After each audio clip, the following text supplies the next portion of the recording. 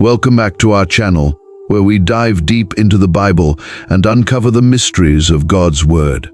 The Bible is not just a collection of ancient texts, it's a living document that speaks to us even today, guiding our lives, shaping our faith, and connecting us to the history of God's people. In today's video, we're going to explore one of the most intriguing topics that has intrigued scholars, theologians, and historians for centuries: the story of the 12 tribes of Israel.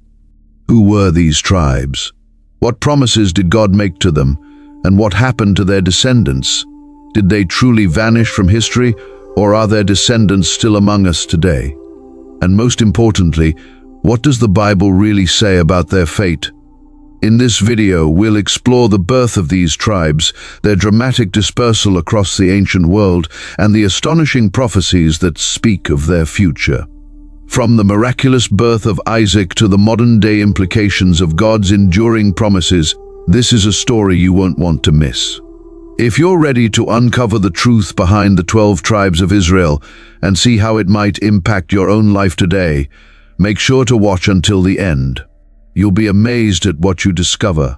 Before we dive in, take a moment to support our channel by hitting the like button, subscribing, and ringing the notification bell so you never miss an update.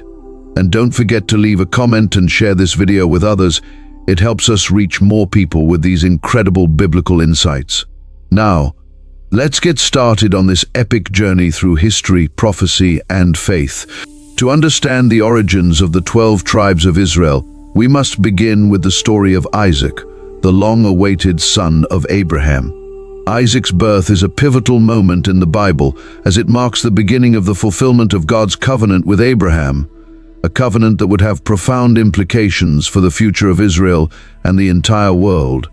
In Genesis chapter 17, verse 19, God makes a remarkable promise to Abraham.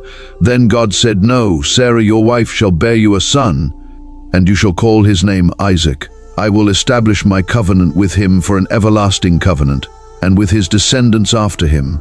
This promise is extraordinary, not only because of its content, but also because of the circumstances surrounding it. Abraham was 100 years old, and Sarah was 90, well beyond the age of childbearing.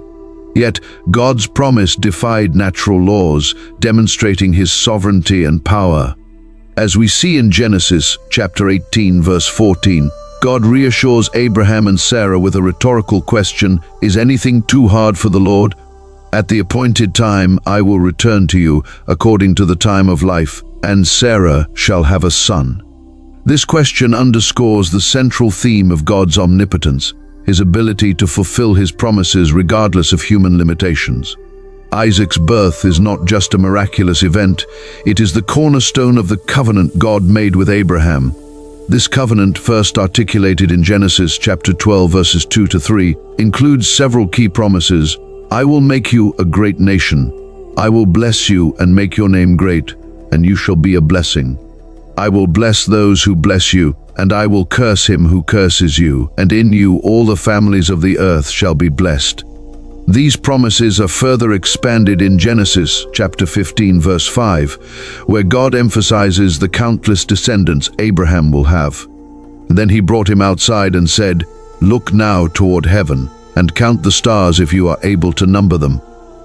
And he said to him, "So shall your descendants be." Isaac's birth is the first step in making these promises a reality. Through Isaac, the lineage of Abraham would continue, leading to the formation of a great nation, the nation of Israel. Isaac's significance is further highlighted when God tests Abraham's faith by asking him to sacrifice Isaac, his only son, Genesis 22. This event, known as the binding of Isaac, is a profound test of faith and obedience. In Genesis chapter 22, verse 12, after Abraham demonstrates his willingness to obey God, even to the point of sacrificing his son, God intervenes and reiterates his covenant. "Do not lay your hand on the lad, or do anything to him, for now I know that you fear God, since you have not withheld your son, your only son, from me." This moment solidifies the covenant, showing that Isaac is indeed the chosen heir through whom God's promises would be fulfilled. Isaac's role as the father of Jacob, who would later be renamed Israel, cements his place in biblical history. Jacob's 12 sons would become the patriarchs of the 12 tribes of Israel, each tribe playing a unique role in the unfolding story of God's people. Isaac's life serves as a bridge between the initial promises made to Abraham and their realization in the formation of the 12 tribes. His story is a powerful reminder of God's faithfulness and the fulfillment of his promises, no matter how impossible they may seem from a human perspective. Now, let's explore to the life of Isaac's son Jacob, who plays a pivotal role in the establishment of the 12 tribes of Israel, a role that is both divinely orchestrated and deeply rooted in the promises made to his grandfather Abraham. The story of Jacob begins with a prophecy that foreshadows the destiny of two nations even before his birth. In Genesis 25, when Rebekah, Isaac's wife, is pregnant with twins, the Lord reveals a profound truth. Two nations are in your womb, two peoples shall be separated from your body. One people shall be stronger than the other, and the older shall serve the younger. Genesis chapter 25, verse 23. This prophecy sets the stage for the rivalry between Jacob and Esau, which would have lasting implications. Although Esau is the firstborn, it is Jacob, the younger twin, who is destined to receive the birthright and the blessing, a reversal of the traditional custom of primogeniture. This reversal is a common theme in the Bible, where God often chooses the younger, the weaker, or the unexpected to fulfill his purposes, as seen earlier in the story of Isaac himself. Jacob's journey is marked by significant events that lead to the establishment of the 12 tribes. One key moment is when Jacob, taking advantage of Esau's hunger, persuades Esau to sell him his birthright for a bowl of stew. Genesis chapter 25, verses 29 to 34. Later, with the help of his mother Rebekah, Jacob deceives his father Isaac into giving him the blessing intended for Esau, Genesis 27. This blessing is crucial because it confers not only material wealth but also spiritual authority and the continuation of God's covenant with Abraham. The significance of Jacob's blessing is underscored in Genesis chapter 27, verses 28 to 29. Therefore may God give you of the dew of heaven, of the fatness of the earth, and plenty of grain and wine. Let peoples serve you and nations bow down to you. Be master over your brethren, and let your mother's sons bow down to you. Cursed be everyone who curses you, and blessed be those who bless you. This blessing sets Jacob apart as the inheritor of the covenant promises, a role that will shape the future of his descendants. As Jacob flees from Esau's wrath and embarks on a journey to his uncle Laban's house, he has a profound encounter with God. In Genesis chapter 28, verses 12 to 15, Jacob dreams of a ladder reaching to heaven, with angels ascending and descending on it.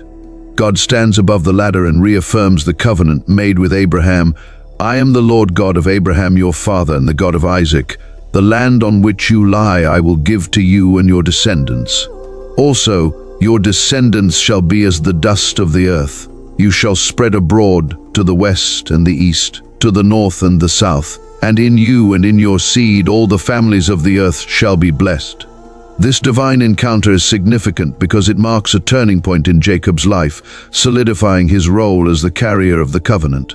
Jacob vows to serve the Lord, recognizing the significance of the promises made to him. Jacob's life continues with many trials and blessings, including his marriages to Leah and Rachel, Laban's daughters. Over time, Jacob fathers 12 sons by his wives Leah and Rachel, and their maidservants Zilpah and Bilhah. These sons are listed in Genesis chapter 35, verses 22 to 26. Now the sons of Jacob were 12. The sons of Leah were Reuben, Jacob's firstborn, Simeon, Levi, Judah, Issachar. And Zebulun. The sons of Rachel were Joseph and Benjamin. The sons of Bilhah, Rachel's maidservant, were Dan and Naphtali. And the sons of Zilpah, Leah's maidservant, were Gad and Asher. These were the sons of Jacob, who were born to him in Padan Aram. Each of these sons would go on to become the progenitors of the 12 tribes of Israel. These tribes are not just family divisions. They represent the fulfillment of God's promise to Abraham that his descendants would become a great nation, as numerous as the stars in the sky and the sand on the seashore. Genesis chapter 22, verse 17. Moreover, Jacob's journey is not just about the establishment of the 12 tribes, but also about his own transformation. In Genesis 32, as Jacob prepares to reunite with Esau, he has a mysterious encounter with a divine being, often understood to be an angel or even God himself. Jacob wrestles with this being throughout the night and refuses to let go until he receives a blessing. This encounter results in Jacob being renamed Israel, which means he who struggles with God, or God prevails. Genesis chapter 32, verse 28. This new name signifies Jacob's transformation and the establishment of his identity as the father of the nation of Israel. The birth of the 12 tribes through Jacob's sons is not merely a biological occurrence, it is the unfolding of God's redemptive plan. These tribes will play critical roles in the history of Israel, from the exodus out of Egypt to the settlement in the Promised Land, and their legacies continue to influence the world to this day. The story of Jacob and the birth of the 12 tribes is a testament to God's faithfulness in fulfilling his promises, despite human flaws and failures, and it sets the stage for the rest of Israel's history. Now, let's further discover the covenant renewed and the establishment of the tribes. As Jacob, now renamed Israel, approaches the end of his life, he gathers his 12 sons to bless them. These blessings, recorded in Genesis 49, are not just paternal words of encouragement, they are prophetic utterances that outline the future destinies of each of the 12 tribes of Israel. This moment is critical because it renews the covenant God made with Abraham and Isaac, now passing it down to the heads of the tribes that will carry Israel's legacy forward. Jacob's blessings are deeply symbolic, each one tailored to the character and future of the son it addresses. For instance, when Jacob speaks to Reuben, his firstborn, he addresses both Reuben's potential and his failures. Reuben, you are my firstborn, my might and the beginning of my strength, the excellency of dignity and the excellency of power. Unstable as water you shall not excel, because you went up to your father's bed, then you defiled it, he went up to my couch. Genesis 49, verses 3-4. Reuben's indiscretion with Bilhah, Jacob's concubine. Genesis chapter 35, verse 22, cost him the preeminence usually reserved for the firstborn. This loss of status would impact the tribe of Reuben, which would later become less prominent among the tribes of Israel. In contrast, when Jacob blesses Judah, the fourth son, the tone is markedly different. Jacob's words to Judah are rich with imagery and significance. Judah, you are he whom your brothers shall praise. Your hand shall be on the neck of your enemies. Your father's children shall bow down before you. Judah is a lion's whelp. From the prey, my son, you have gone up. He bows down, he lies down as a lion, and as a lion who shall rouse him? The scepter shall not depart from Judah, nor a lawgiver from between his feet, until Shiloh comes, and to him shall be the obedience of the people. Genesis chapter 49, verses 8-10. This blessing is monumental because it designates Judah as the tribe from which leadership and kingship will emerge. The reference to the scepter and Shiloh foreshadows the coming of a ruler from the line of Judah, ultimately fulfilled in King David and, more importantly, in Jesus Christ, the Messiah. This prophetic blessing establishes Judah as the royal tribe, a role that would shape the history of Israel and the world. Another significant blessing is given to Joseph, Jacob's favored son. Joseph's blessing is one of prosperity and protection, acknowledging his suffering and his rise to power in Egypt. Joseph is a fruitful bough by a well. His branches run over the wall. The archers have bitterly grieved him, shot at him, and hated him. But his bow remained in strength, and the arms of his hands were made strong by the hands of the mighty God of Jacob. From there is the shepherd, the stone of Israel, by the God of your father who will help you, and by the Almighty who will bless you with blessings of heaven above, blessings of the deep that lies beneath, blessings of the breasts and of the womb. Genesis chapter 49 verses 22 to 25. Joseph's descendants through his sons Ephraim and Manasseh would inherit a double portion of the land, as Ephraim and Manasseh were adopted by Jacob as his own sons. Genesis chapter 48 verses 5 to 6. This double portion is significant because it reflects Joseph's elevated status and the continued favor of God upon him and his lineage. These blessings also carry implications for the future roles of the tribes in the history of Israel. For example, Levi, who, along with Simeon, was chastised for his violent actions in Shechem, Genesis 34, is later redeemed when the tribe of Levi is chosen to serve as priests in the tabernacle. Exodus chapter 32 verses 26 to 29. Despite the rebuke in Genesis chapter 49 verses 5 to 7, Levi's descendants are given a sacred role, demonstrating that God's purposes can transcend human failings. Each blessing in Genesis 49 not only reflects the character and actions of the sons, but also prophesies the future of their descendants. These prophetic words lay the foundation for the roles that the tribes would play in Israel's history, from the conquest of the Promised Land to the establishment of the monarchy and beyond. Jacob's blessings culminate in a reaffirmation of God's covenant. As he blesses his sons, Jacob is not just speaking as a father, he is acting as a patriarch, passing on the divine promises made to Abraham and Isaac. This moment is a renewal of the covenant, ensuring that God's promises will continue to be fulfilled through the 12 tribes. Moreover, these blessings have lasting significance. The tribes, each with their own strengths and weaknesses, contribute to the unfolding story of Israel. For instance, the tribe of Judah produces kings and ultimately the Messiah. The tribe of Levi serves in the priesthood, mediating between God and the people. The tribe of Joseph, through Ephraim and Manasseh, becomes numerous and influential, especially in the northern kingdom of Israel. In this way, the blessings of Jacob not only shaped the immediate futures of his sons, but also established the framework for the development of the nation of Israel.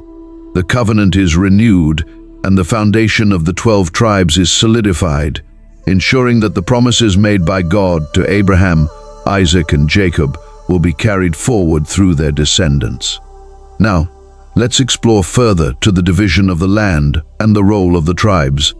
After the Israelites' miraculous exodus from Egypt and the long, challenging years of wandering in the desert, the moment finally arrives for them to enter the Promised Land.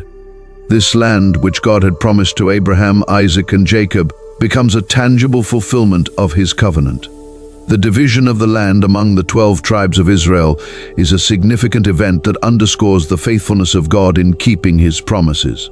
Under the leadership of Joshua, the successor to Moses, the Israelites conquer much of the land of Canaan, the territory God had set aside for them. The process of dividing the land among the tribes is carefully documented in the book of Joshua, particularly in chapters 13 through 21. Each tribe receives a portion of the land, with specific boundaries clearly defined, marking the physical inheritance of the tribes. In Joshua, chapter 13, verses 1 to 7, God speaks to Joshua about the land that remains to be taken and instructs him on the division of the territories. Now Joshua was old, advanced in years, and the Lord said to him, "You are old, advanced in years, and there remains very much land yet to be possessed. All the inhabitants of the mountains from Lebanon, as far as the brook Misrephoth, and all the Sidonians, them I will drive out from before the children of Israel. Only divide it by lot to Israel as an inheritance, as I have commanded you. Now therefore, divide this land as an inheritance to the 9 tribes and half the tribe of Manasseh." The land was divided by casting lots, a practice that underscored the belief that God himself was guiding the process. This method ensured that the distribution was fair and divinely ordained. The tribes of Reuben, Gad, and the half-tribe of Manasseh had already received their inheritance on the eastern side of the Jordan River, as described in Joshua 13. The remaining 9.5 tribes would receive their portions in Canaan. The distribution of the land is not just a logistical necessity, but a fulfillment of God's promises to the patriarchs. In Genesis, chapter 15, verses 18 to 21, God made a covenant with Abraham, saying, "To your descendants I have given this land, from the river of Egypt to the great river, the river Euphrates. The Kenites, the Kenizzites, the Cadmonites, the Hittites, the Perizzites, the Rephaim, the Amorites, the Canaanites, the Girgashites, and the Jebusites." The allocation of the land to the 12 tribes is the realization of this covenant. Each tribe's territory becomes a physical manifestation of God's promises, with the land serving as a constant reminder of their identity as God's chosen people. For instance, the tribe of Judah, which received a significant portion of land in the southern region, would later become central to the history of Israel, producing King David and, ultimately, Jesus Christ. The tribe of Ephraim, which descended from Joseph, received a fertile and strategically important area in central Canaan, reflecting Joseph's favored status. The Levites, however, did not receive a specific territory like the other tribes. Instead, they were given cities scattered throughout the land, along with surrounding pasture lands for their livestock. This distribution reflects their unique role as priests and servants of God, as stated in Deuteronomy chapter 18 verses 1 to 2. The priests, the Levites, all the tribe of Levi, shall have no part nor inheritance with Israel. They shall eat the offerings of the Lord made by fire, and his portion. Therefore they shall have no inheritance among their brethren. The Lord is their inheritance, as he said to them. The Levites' role was to minister before the Lord, and their scattered presence throughout Israel ensured that worship and the teaching of the law were accessible to all the tribes. The division of the land also carried deep spiritual significance. The promised land was not merely a place to live. It was a sacred space, a land set apart for the people of Israel to dwell in holiness, under the covenant relationship with God. The land was to be a place where they could live out their calling as a kingdom of priests and a holy nation, as God had declared in Exodus chapter 19 verse 6, "And you shall be to me a kingdom of priests and a holy nation." However, the story of the 12 tribes does not end with the division of the land. The inheritance of the land came with responsibilities, obedience to God's commands, and the maintenance of justice and righteousness in the land. Unfortunately, the tribes often failed to live up to these responsibilities, leading to periods of conflict, idolatry, and eventual exile. The role of the tribes continued to evolve throughout Israel's history. As they settled in their allotted territories, the tribes occasionally united against common enemies during the time of the judges, but they also experienced internal strife and divisions. The division of the kingdom after Solomon's reign into the northern kingdom Israel and the southern kingdom Judah further complicated the relationships among the tribes. The prophets, such as Isaiah and Jeremiah, repeatedly called the people back to faithfulness, reminding them of their covenant with God and the importance of the land as a sign of that covenant. Yet the tribes' failure to fully possess the land and their subsequent disobedience led to their exile. First, the northern kingdom to Assyria in 722 BC, and later the southern kingdom to Babylon in 586 BC. Despite these challenges, the promises made to the tribes were never fully forgotten. Prophetic books like Ezekiel and Zechariah speak of a future restoration of Israel, where the land would again be divided among the tribes in a renewed covenant with God. For example, in Ezekiel chapter 47 verses 13 to 14, God outlines the future division of the land among the tribes, emphasizing the continuity of his promises. "Thus says the Lord God, these are the borders by which you shall divide the land as an inheritance among the 12 tribes of Israel. Joseph shall have 2 portions. You shall inherit it equally with one another. For I raised my hand in an oath to give it to your fathers, and this land shall fall to you as your inheritance." The division of the land among the 12 tribes is a profound moment in Israel's history, marking the fulfillment of God's promises and setting the stage for the future of the nation. The land served as a physical reminder of God's faithfulness and the roles of the tribes within it shaped the history and identity of Israel for generations to come. Now let's continue to discover the dispersal and disappearance of the tribes. The history of the 12 tribes of Israel takes a significant and dramatic turn following the reign of King Solomon. After Solomon's death, the United Kingdom of Israel, once a powerful and prosperous nation under David and Solomon, is divided into two separate kingdoms. The northern kingdom known as Israel and the southern kingdom known as Judah. The northern kingdom, which consisted of 10 tribes, quickly fell into patterns of idolatry and rebellion against God. Despite numerous warnings from prophets like Elijah, Amos, and Hosea, the northern tribes continued in their disobedience. This led to their eventual downfall and the fulfillment of God's warnings regarding their unfaithfulness. In 722 BC, the Assyrian Empire under King Shalmaneser V conquered the northern kingdom. This event is recorded in 2 Kings chapter 17 verses 5 to 6. Now the king of Assyria went throughout all the land and went up to Samaria and besieged it for 3 years. In the 9th year of Hoshea, the king of Assyria took Samaria and carried Israel away to Assyria and placed them in Halah and by the Habor, the river of Gozan, and in the cities of the Medes. The Assyrians were notorious for their practice of deporting conquered peoples to prevent rebellion. The people of the northern kingdom were forcibly removed from their land and scattered throughout the Assyrian Empire, resettled in distant regions like Halah, the Habor River, and the cities of the Medes. This event marked the beginning of what would later be known as the Lost Tribes of Israel. The term lost refers to the fact that these tribes were dispersed and, over time, seemingly assimilated into the surrounding cultures. Their distinct identity as Israelites was believed to have been lost as they intermarried with other peoples and adopted foreign customs. This led many to believe that these tribes had disappeared from history, never to be heard from again. However, the idea that these tribes completely disappeared is subject to much debate and speculation. While it is true that they were scattered, there are several indications in Scripture that God did not forget them.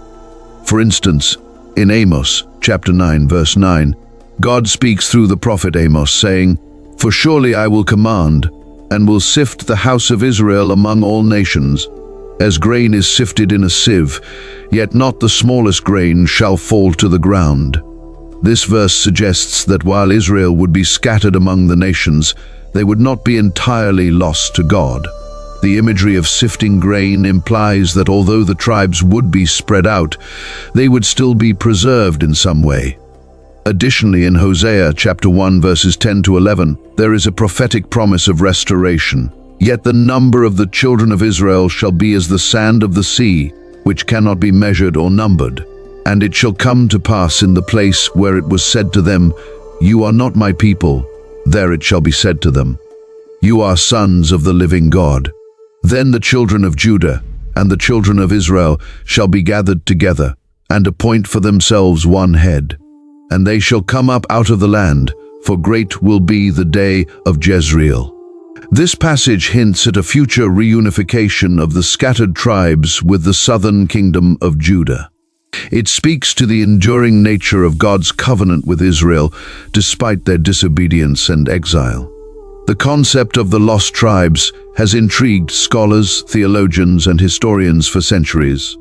Various theories have been proposed about their fate. Some suggest that these tribes migrated to distant lands and became the ancestors of different people groups around the world. Others believe that remnants of the tribes remained in the region and eventually rejoined with the people of Judah. In the New Testament, the Apostle James addresses his epistle to the 12 tribes which are scattered abroad.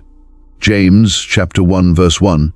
This reference indicates that, at the time of the early Christian church, there was still a consciousness of the 12 tribes, despite their dispersion. Furthermore, in the book of Revelation, the vision of the 144,000 sealed servants of God includes 12,000 from each of the 12 tribes of Israel. Revelation chapter 7 verses 4 to 8. This apocalyptic vision suggests that the tribes have not been forgotten, and will play a role in the end times, reaffirming the idea that God's covenant with the 12 tribes remains intact. While the historical record may seem to show that the 10 tribes of the northern kingdom were lost to history, the Bible suggests a deeper spiritual reality. The tribes may have been dispersed and their identities obscured, but God's promises to Israel are eternal. The story of the 12 tribes does not end with their dispersal. It is a continuing narrative of God's faithfulness, His plans for redemption, and His unshakable covenant with His people. So, let's explore the question of where are the modern-day descendants of the 12 tribes? The fate of the 12 tribes of Israel, particularly the 10 tribes of the northern kingdom, has been a subject of much intrigue and speculation throughout history. While the Bible and historical records indicate that these tribes were scattered following the Assyrian conquest, there is strong evidence to suggest that they did not entirely vanish. Instead, some remnants of these tribes likely survived, intermingling with surrounding nations and maintaining to some extent their distinct identities. The Bible provides prophetic glimpses into the future of these tribes, indicating that God has not abandoned His people. In Ezekiel chapter 37, verses 21 to 22, God speaks through the prophet Ezekiel, promising a future regathering of the scattered tribes of Israel. Then say to them, "Thus says the Lord God, surely I will take the children of Israel from among the nations, wherever they have gone, and will gather them from every side and bring them into their own land, and I will make them one nation in the land, on the mountains of Israel, and one king shall be king over them all. They shall no longer be two nations, nor shall they ever be divided into two kingdoms again." This prophecy speaks of a time when the divided kingdoms of Israel and Judah will be reunited under one king, pointing to a future messianic age. The regathering of Israel from among the nations suggests that the tribes, though dispersed, still exist in some form and will play a role in God's redemptive plan. Throughout history, there have been various theories about the whereabouts of the so-called lost tribes. Some suggest that the Jewish people today are primarily descendants of the tribes of Judah, Benjamin, and Levi, which were part of the southern kingdom of Judah. However, there is evidence that remnants of the other tribes may have survived and assimilated into the Jewish population, particularly after the Babylonian exile. One example of this can be found in the New Testament. In Luke chapter 2, verses 36, the prophetess Anna is described as being from the tribe of Asher, one of the northern tribes. This indicates that not all members of the northern tribes were lost, and some had integrated into the population of Judah. Moreover, the Apostle Paul, in his letter to the Philippians, identifies himself as being from the tribe of Benjamin. Philippians chapter 3, verse 5. Underscoring the continuity of some tribal identities even after the dispersal. In addition to the Jewish people, some scholars and historians have proposed that the lost tribes may have migrated and settled in various parts of the world. These theories suggest that descendants of the tribes could be found in regions as far-flung as Africa, Asia, and Europe. For instance, the Beta Israel community in Ethiopia claims descent from the tribe of Dan, while some groups in India and Afghanistan have traditions that link them to the tribes of Israel. The Bible also provides prophetic promises that speak to the future restoration of the scattered tribes. In Isaiah chapter 11, verses 11 to 12, God promises to bring back His people from all corners of the earth. "It shall come to pass in that day that the Lord shall set His hand again the second time to recover the remnant of His people who are left, from Assyria and Egypt, from Pathros and Cush, from Elam and Shinar, from Hamath and the islands of the sea. He will set up a banner for the nations, and will assemble the outcasts of Israel, and gather together the dispersed of Judah from the four corners of the earth." This passage not only speaks to the physical return of the people to the land of Israel, but also symbolizes a spiritual restoration, where the people of Israel will be gathered and reunited under God's sovereign rule. The concept of a second Exodus, as mentioned in Isaiah, suggests that God's plan for Israel is not yet complete. The scattered tribes, wherever they may be, are still part of this divine plan, and their restoration will be a significant event in the fulfillment of biblical prophecy. Furthermore, the book of Revelation also alludes to the enduring significance of the 12 tribes. In Revelation chapter 7 verses 4 to 8, the sealing of the 144,000 from all the tribes of Israel is described, with 12, 0,000 from each tribe. This apocalyptic vision underscores the belief that the 12 tribes, though scattered and seemingly lost, are still known to God and will play a crucial role in the events of the end times. In conclusion, while the 10 tribes of the northern kingdom were scattered and their identities largely obscured by history, the Bible indicates that they have not been forgotten by God. Prophetic passages point to a future restoration and regathering of Israel, where the tribes will be reunited and restored under God's eternal covenant. The modern descendants of these tribes may be found among the Jewish people and possibly in other parts of the world, but their ultimate destiny is in the hands of God, who promises to fulfill His word and gather His people once more. Thank you for watching. If you found this video insightful, please give it a thumbs up, share it with others, and don't forget to subscribe for more content like this. Let's continue to explore the Bible together and uncover the truths that lie within its pages. God bless you.